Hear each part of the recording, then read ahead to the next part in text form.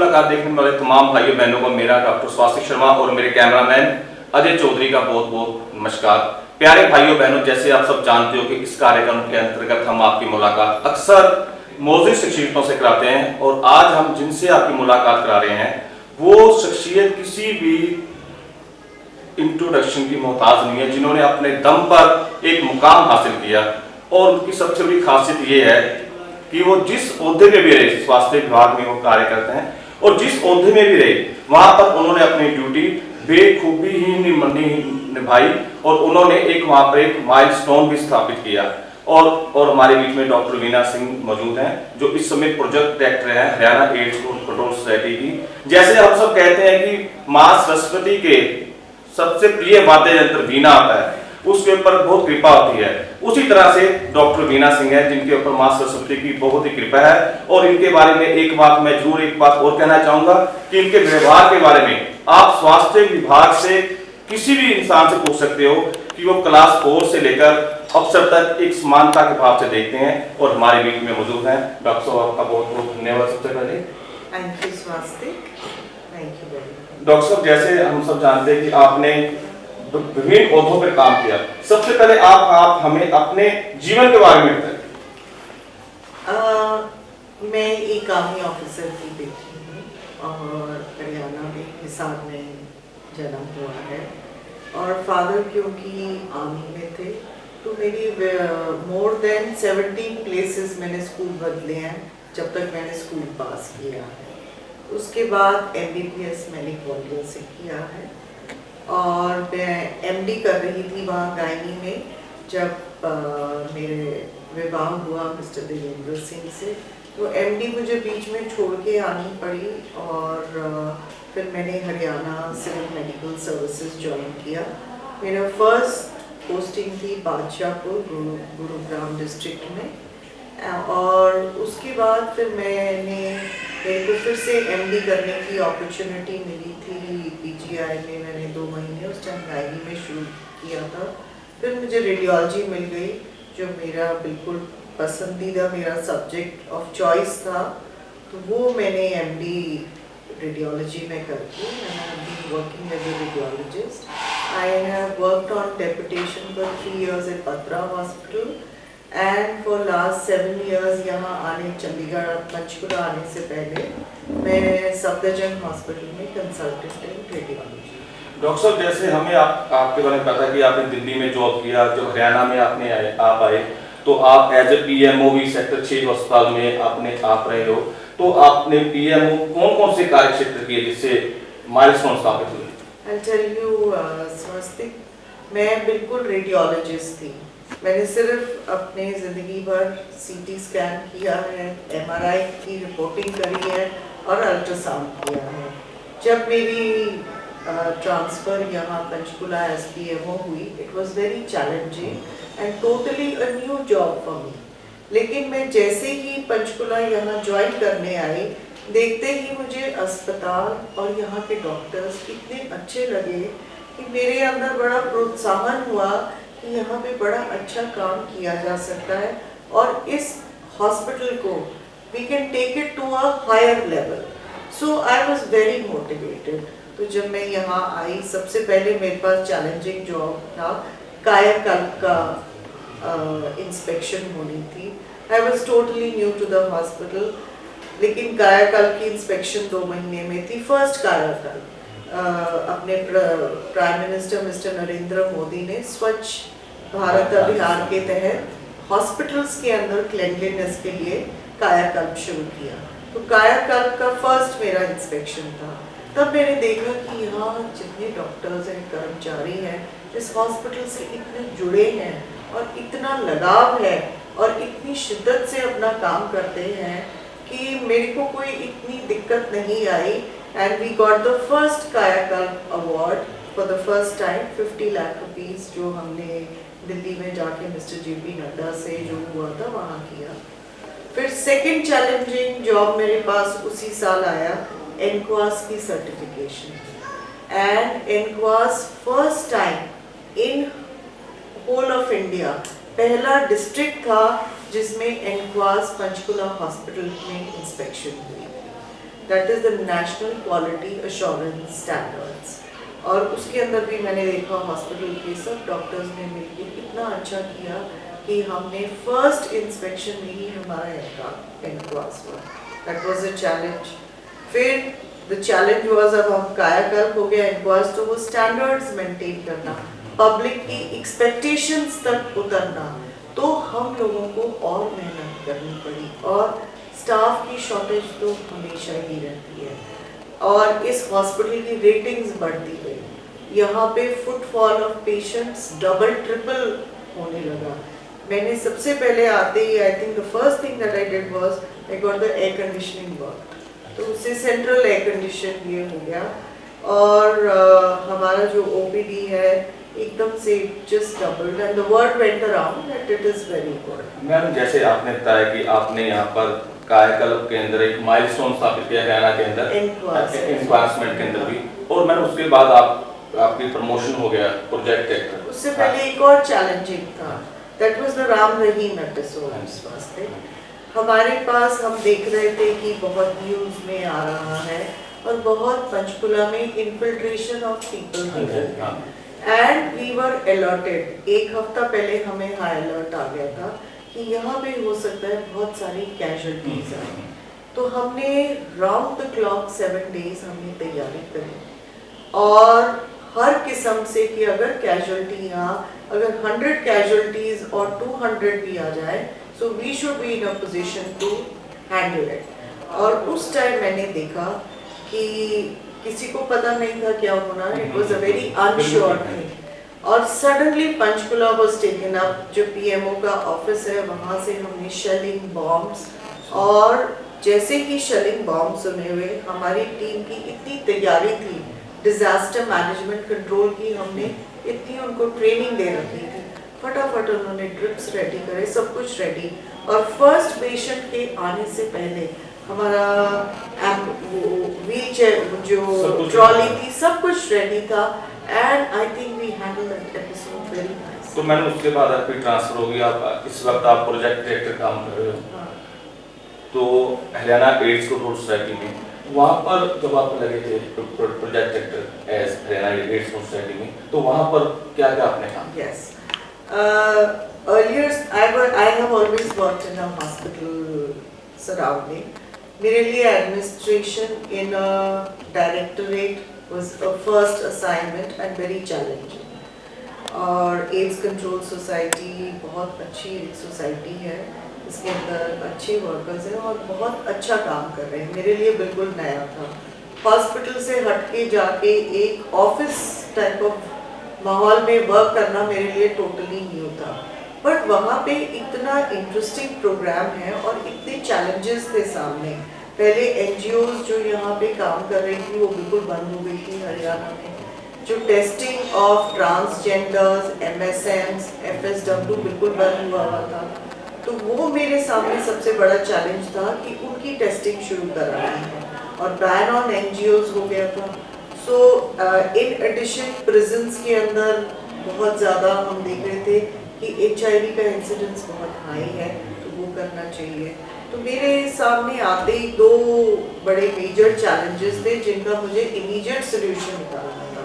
We started prison testing और आज 1 साल बाद में मुझे बड़ी खुशी हो रही है कि एक बार हमने 1 time testing of all prisoners in Haryana कर चुके हैं। आपने एक पिछले साल 1 दिसंबर को एक प्रोग्राम भी किया था। फिर हमने बोला कि एड्स की अवेयरनेस हम बात करते हैं, लेकिन फिर भी अवेयरनेस इतनी नहीं है, आम आदमी को इसका पता नहीं है। तो जो 1 दिसंबर का वर्ल्ड एड्स डे, तो हमने more than 12 districts in 2 days we covered. और हमने जाके अपने जो ICTC वर्कर्स हैं, जो हमारे STI प्रोग्राम के वर्कर्स हैं, सबको जाके प्रोत्साहित किया। पीपल लिविंग विद एड्स जो थे वो हमसे बड़ी तादाद में मिले और इतने डिस्ट्रिक्ट्स हमने कवर करे। इससे मुझे एक तो प्रोग्राम की अंडरस्टैंडिंग बेटर हो गई। दूसरा, हमारा एड्स की टेस्टिंग कराने का हाइट बड़ा इंक्रीज हो गया। दूसरा, हमने PLHIVs जो थे, PLHIVs are people living with AIDS, तो उन लोगों के लिए भी, उन लोगों की दर्द हालत देख के I was quite motivated that we have to do something for them. तो उनकी पेंशन के लिए हमने ये बैकवर्ड क्लास को लिखा है, वो ऑलमोस्ट CM सर की अप्रूवल हो गई है, we are in the process of that. तो हमने जो चैलेंजेस थे, आज 1 साल बाद मुझे बड़ी खुशी हो रही है कहने में कि टारगेटेड इंटरवेंशन जो NGOs का काम बंद था, वो काम हमने शुरू कर लिया है। और अब हमारे रेड क्रॉस सोसाइटी एक NGO होती है, तो NACO AIDS control is managed by NACO से फंड्स आते हैं और उनके रूल्स होते हैं कि फंड्स हम ट्रांसफर करेंगे सिर्फ NGO को। तो NGO हमारे पास गवर्नमेंट सिस्टम में थे रेड क्रॉस सोसाइटी, तो उनके थ्रू हमने टारगेटेड इंटरवेंशन जो पिछले 2-3 साल से नहीं हो रहा था वो शुरू किया। उससे हमारी testing of transgenders, MSMs, female sex workers, उन सब की शुरू हो गई है। प्रिजनर्स की हमने टेस्टिंग 1 टाइम कर दी है, उसमें भी हमने लिखा है NACO को कि हमें परमानेंट स्टाफ दो, जोन्स बना देंगे, रेगुलर टेस्टिंग नए पेशेंट की। जैसे डॉक्टर साहब हम जानते हैं कि आपके हस्बैंड श्री देवेंद्र सिंह जी ACS हैं, एडिशनल चीफ सेक्रेटरी हरियाणा, और वो भी बहुत जमीन से जुड़े हुए इंसान हैं। तो हर इंसान के पीछे कामयाब इंसान के पीछे एक औरत का हाथ होता है, तो उनकी कामयाबी के पीछे आपका कितना हाथ है? इसमें मैं अपने आप को तो नहीं बोलूँगी, लेकिन आई थिंक हमारे घर में हमारा जो यूनिवर्सल एटीट्यूड है कि पॉजिटिव काम करने हैं, लैंडमार्क काम करने हैं। अच्छा मैडम, पॉजिटिविटी एक मेरे जहन में भी प्रश्न था, जैसे आजकल परिवार टूट रहे हैं और डॉक्टर देवेंद्र सिंह साहब भी काफी व्यस्त रहते हैं, और आपके सबसे बड़ी खूबी है कि आपने अपने सास ससुर को अपने साथ रखा हुआ है, ये बहुत बड़ी मिसाल है, इसके बारे में आप क्या? देखिए, मैं तो अगर हम सब काम ठीक ठाक कर पा रहे हैं तो सास ससुर की वजह से है। जब मैं MD कर रही थी, मेरी सास ने बेटियों को पाला, बेटे को पाला। उन्होंने, अगर आज मैं बाहर निकल के शौक से अपना काम कर पा रही हूँ, उसका सारा श्रेय मैं अपने सास ससुर को देती हूँ कि जो रिटायर होके हमारे साथ थे तब से। और मेरे को बच्चों की देखभाल सबसे बड़ी, अगर मैं बच्चों से निश्चित हूँ तभी मैं अपने काम को जस्टिस कर सकती हूँ, and because of them they have done it. आज के दिन अब हमारा बच्चों का, देवेंद्र जी का, सबका फर्ज बनता है बहुत देखभाल करना, और I feel very happy to say they are very comfortable and we are very happy to have them with us. Madam, जैसे हमने देखा था अमिताभ बच्चन जी ने 3 रोल किए थे इस महान फिल्म के अंदर, आप 7 रोल कर रहे हो, एक पत्नी का भी, एक माँ का भी, एक ऑफिसर का भी, एक एडमिनिस्ट्रेटर का भी, इस तरह के 7 रोल हैं आपके, और 7 रोलों के साथ वही इंसाफ कर जस्टिफाई कर रहे हो, इसके बारे में आप क्या कहोगे? थैंक यू स्वास्तिक। इसका मैं सबसे बड़ी वजह ये बोलूँगी कि आई पैशनेटली लव माई प्रोफेशन। मुझे डॉक्टर होना बहुत, I love my profession, I love everything about it. अगर मुझे रेडियोलॉजी करनी है तो मुझे रेडियोलॉजी बहुत पसंद है, और मुझे नहीं पता था, अभी मैं 7 national besides the AIDS control programme, मैं RNTCP प्रोग्राम देख रही हूँ, नेशनल टोबैको कंट्रोल देख रही हूँ, मेंटल हेल्थ देख रही हूँ, और DNP शुरू करने का काम देख रही हूँ, और PPP मोड जो हमने पब्लिक प्राइवेट पार्टनरशिप के जो कर रहे हैं। तो हर aspect that is related to my profession वो मुझे बड़ा पैशनेटली पसंद है, तो इसलिए मुझे काम करना कभी। तो आपने टाइम डिवाइड किया हुआ है इसके बारे में, ताकि और लोगों को भी पता चल सके कि कैसे ये सिस्टम सेट किया आपने, इसके बारे में बताएं। मेरे ख्याल में बच्चों को थोड़ी शिकायत होगी, हाँ, लेकिन दादा दादी उसकी देखभाल कर लेते हैं, और बाकी मुझे अपना काम बहुत पसंद है। डॉक्टर साहब, PPP मोड पर और कौन से प्रोजेक्ट आ रहे हैं? PPP मोड पे एक तो हम मोबाइल अल्ट्रासाउंड शुरू करने वाले हैं, जिससे क्या होगा कि डिस्ट्रिक्ट्स में तो अल्ट्रासाउंड होते हैं, लेकिन गांव में CHC लेवल में हम डोर स्टेप पे एक मोबाइल वैन्स ले लेंगे। हमने उसका PPP पब्लिक प्राइवेट पार्टनरशिप में डाला है, तो उससे मोबाइल अल्ट्रासाउंड, आप सोचिए गांव में जाके अल्ट्रासाउंड हो जाएगा। वो वैन्स का सबसे बड़ा प्रोजेक्ट। दूसरा प्रोजेक्ट हम चला रहे हैं मोबाइल CT and MRI। उसमें क्या है कि जिस डिस्ट्रिक्ट्स में MRI की फैसिलिटी नहीं है, CT स्कैन की नहीं है, तो ये मोबाइल वैन है, एक हफ्ते उस डिस्ट्रिक्ट में रहेगी, दूसरे हफ्ते दूसरे डिस्ट्रिक्ट में। तो ये 2 प्रपोजल्स अभी हमने पैशनेटली तो ये कब तक हो जाएंगे? मैंने फाइल भेज दी है, वहाँ से हो जाएगी।